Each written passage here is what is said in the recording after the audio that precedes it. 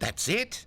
Oh, you've got to be kidding me. You see, Stanley? This is what happens when greedy video game developers with no respect for their fan base rush a cheap expansion to market for no reason other than to make an easy dollar. And don't get me started on the level of craftsmanship that's gone into it. In fact, I'm looking right now at the game's trophies, and it's hard to believe one of them actually says, "Test trophy, please ignore." What quality assurance department signed off on this? I'm infuriated and I'm offended, and I intend to find these people on Twitter and hold them personally accountable. It's my fault, Stanley. I built up too much anticipation around the new content, I'm afraid. It could never have lived up to such expectations. If you're still with me, why don't we just reset the game, and we'll try to get back to what the Stanley Parable is really about. No frills, no gimmicks. Just you and me having a great time together like always. What do you say, friend?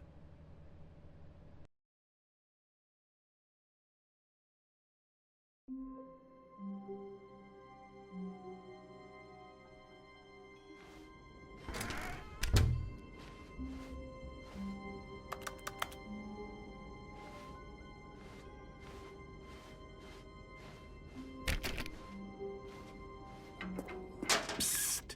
Stanley! Come over here! In the vent! I want to show you something!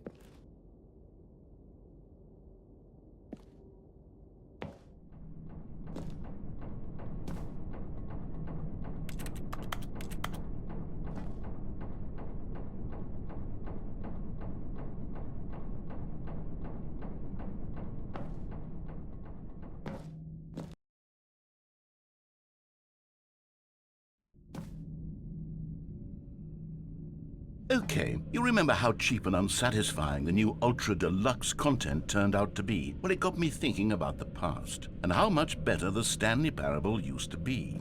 So I made something special and tucked it away here where the game's developers won't find it. Just our little secret. Take a look.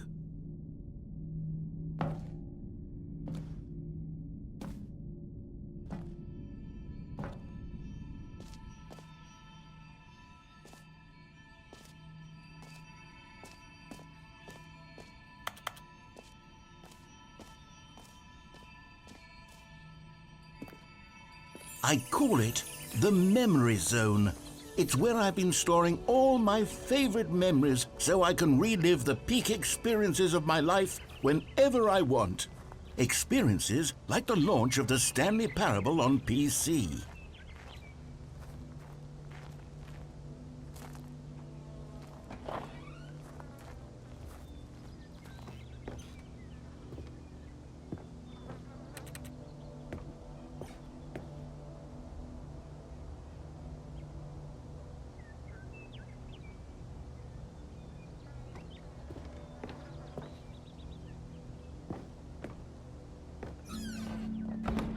You see, Stanley, doesn't the Memory Zone remind you of how wonderful Stanley Parable was before it was sullied with a cheap PlayStation port?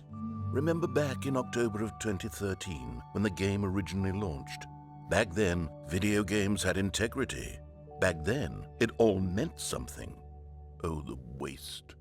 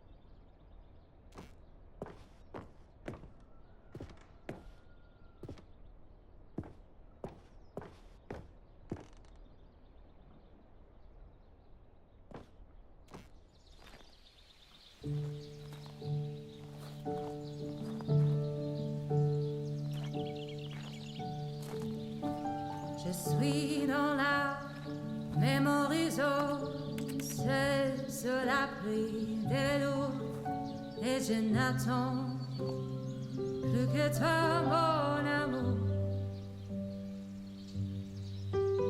C'est là, dans la mémoriso, où je me remémore And over les here jours. is where I keep reviews of the Stanley Parable. Like this stunning triumph of games journalism, 10 out of 10 from Destructoid.com. James Stephanie Sterling writes, and I quote, "Where so many games that aspire to be more than games end up less than any form of art, Stanley Parable strives and then succeeds to be every game ever created."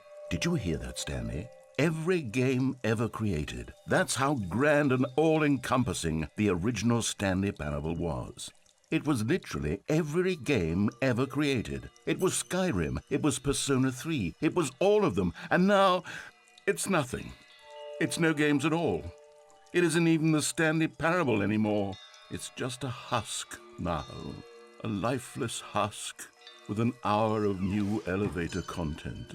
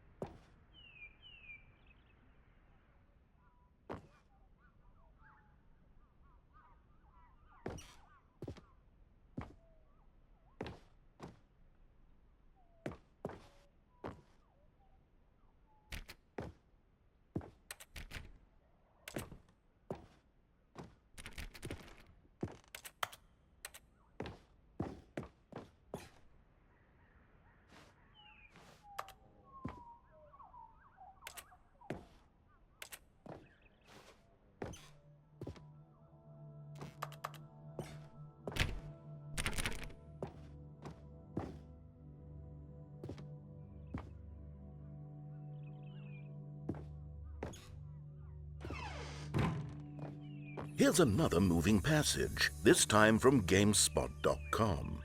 The Stanley Parable is both a richly stimulating commentary on the nature of choice in games and one that offers some of the most enjoyable, surprising, and rewarding choices I've ever been confronted with in a game. 9 out of 10. Don't you get it, Stanley? The game was perfect.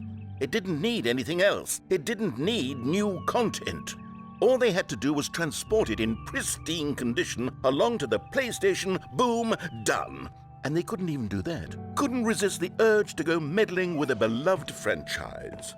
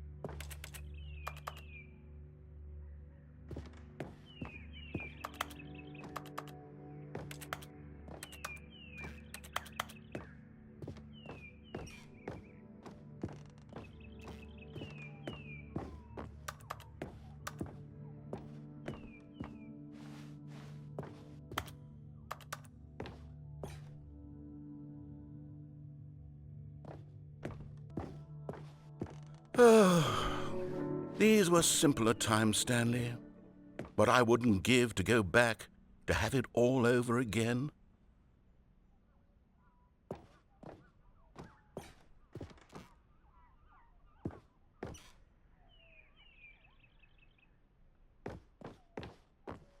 Wait, hang on. I don't recall this part of the memory zone before. What's this? What's down here?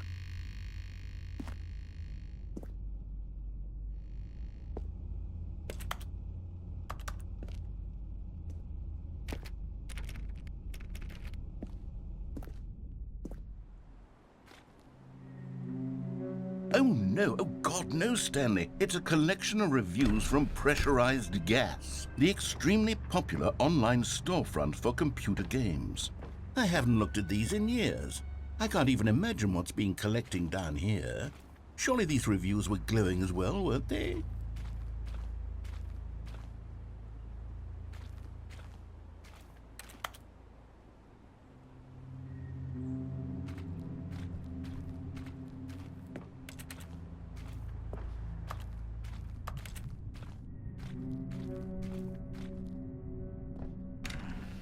Honestly, I could not be bothered to play this game to full completion. The narrator is obnoxious and unfunny, with his humor and dialogue proving to be more irritating than entertaining. Unfunny! I'm not trying to be funny. I'm trying to make a serious work of art. I suppose I could write up a handful of gags to insert into the Stanley Parable, but the game is already such a densely layered web of profound philosophical insights that I can't even imagine where I'd have the room to stick them.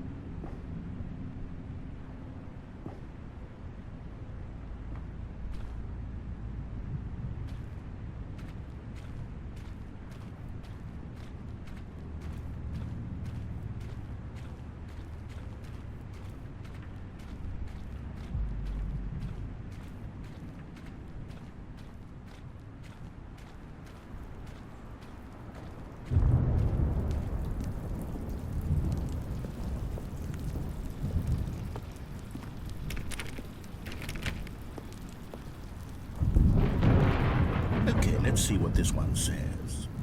While the idea for the game is good, for someone who prefers non-linear games, this preachiness gets annoying fast. Preachy? Stanley? I'm not preachy, am I? You can tell me if I'm preachy. Honestly, you can. Oh, goodness. This is actually quite shocking for me. Well, to be honest, I had always thought of the game's dialogue as being rather terse to begin with. You can't know how much fluff I cut from the game to get it to feel as light and airy as it... Well, I always thought it did. But maybe it wasn't. Oh dear. What an awful memory to have to hold on to. These black marks on my otherwise unimpeachable track record. I feel like a failure. Like I let these people down. Perhaps the Stanley Parable isn't quite as sterling as I always remembered.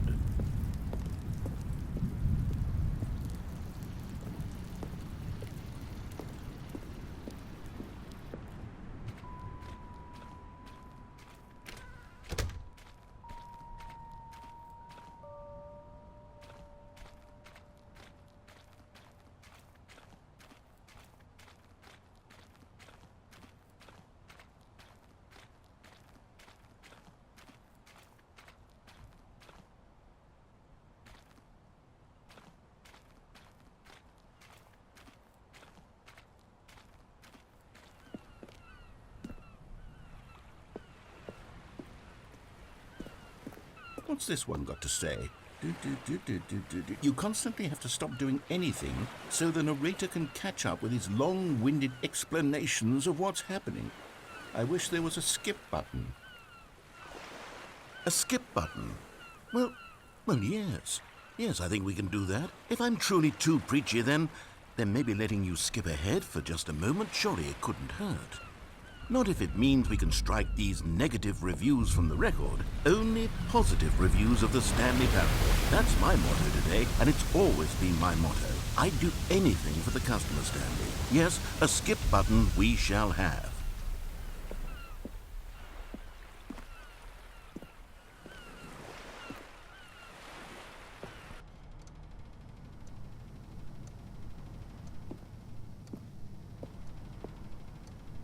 And here it is. Go ahead and give it a shot. I'll pop you forward in time so that the second my incessant droning starts to bore you, with just the push of a button, you'll have zipped right past it. It's what the players have been asking for, and I'm very proud to have delivered.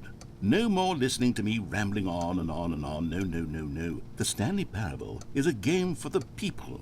And if the people want silence, then by goodness, that's what they're going to get. Well, don't sit around waiting for me to shut up. Go ahead and make me shut up. Here, we'll pretend that I've just begun an interminable monologue, and it goes something like this.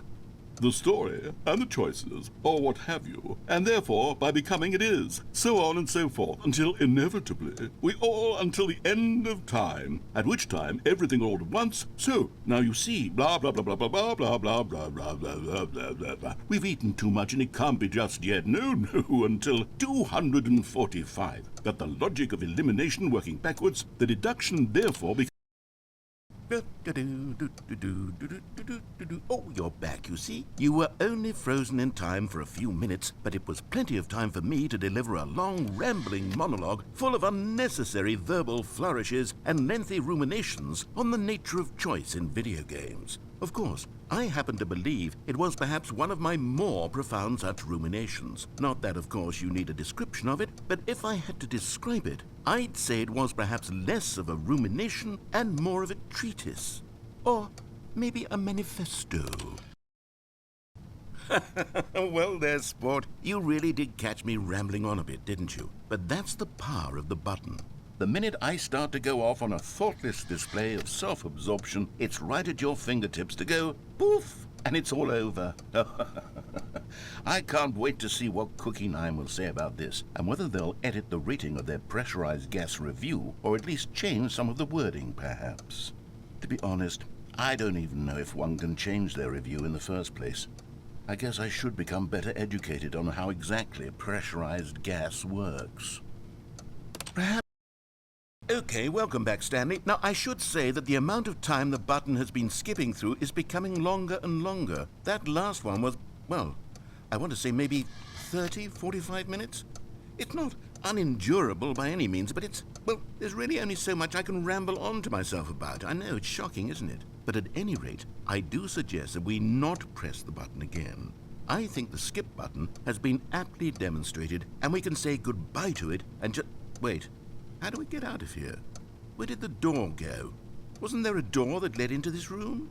I do feel quite certain that there was one here before. How else would we have gotten into the room in the first place? I don't think one can enter a room without a door of some sort, or a window or something like that. Do you see a window anywhere?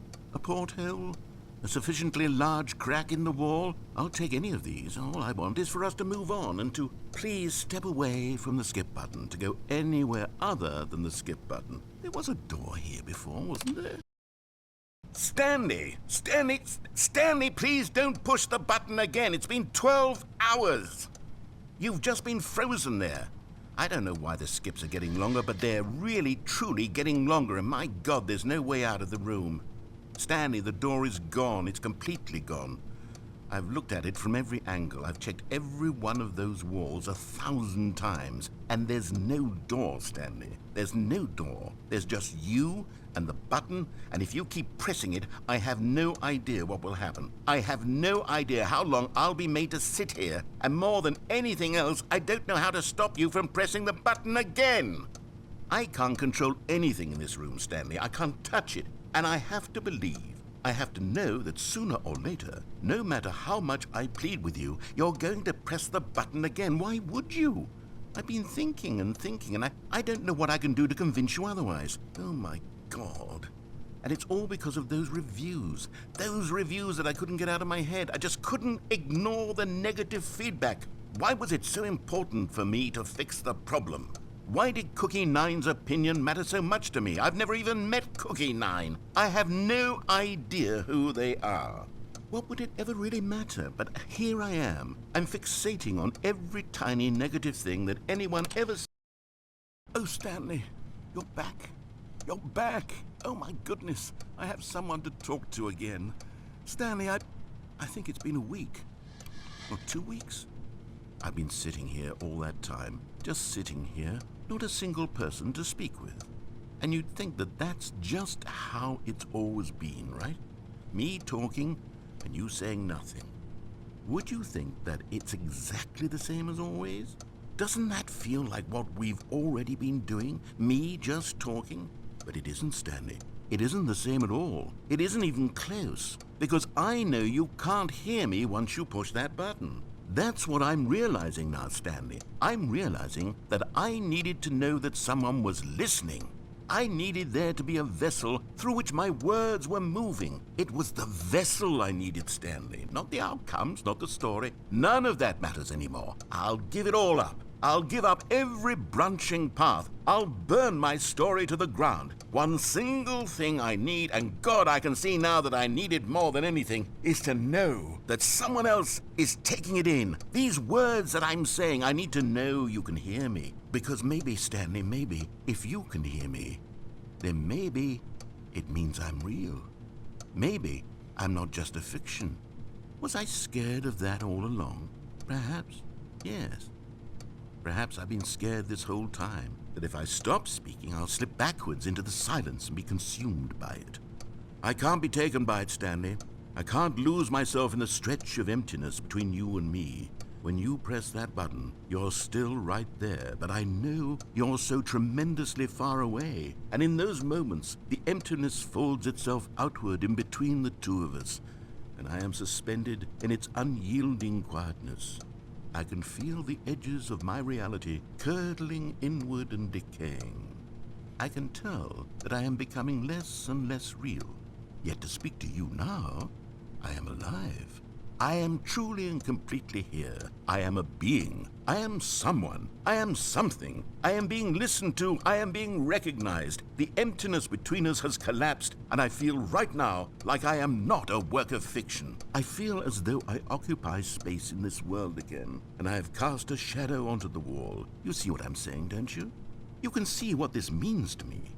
I'm so clear about it now, Stanley. I feel as certain about this as I've ever felt about anything at all. I feel renewed. I feel restored, and already I can sense the looming silence as you will press the button for the next time. What a terrible dread it strokes in my heart to think of it, to think of returning to such coldness. Come, let us sit in silence together here for just a moment. Let us anticipate it. Let us welcome it. Let us not run from it.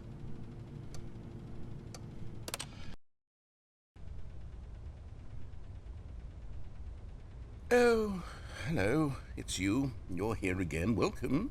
I have had time to think about you and about us and about everything we've been through. I've had so much time. I stopped keeping track after a year. Have you ever sat down in one place and not moved for one entire year? Let me describe it for you. To begin with, there is only regret. There is only the turning wheel of missed opportunities. I felt nothing at all but regret for the longest time, Stanley. Days, months. I lost it all in a blur of the deepest longing to undo the past. And when that feeling had begun to subside, what took its place is what I can only describe as the collapse of every moment I have ever experienced my entire life. All of them collapsed down into a single instant. In that instant, I could see myself clearly, calmly, with a collected heart. It was an impossibly rich wellspring of both delight and disgust simultaneously. I was consumed by it. I could do nothing but wallow in it for what felt like an eternity, for what I now know was far less. You see, it was a revelation for me. It was unlike anything I had ever known. It was a space without consequence, without action or outcome. It was divorced entirely from the question of free will that you and I have squabbled over for so long. There could be no one ending, no singular outcome of events, not if all events existed in the same moment. And I felt freed. I felt unburdened by the need to manifest a particular outcome into being. I saw that I could allow myself to exist.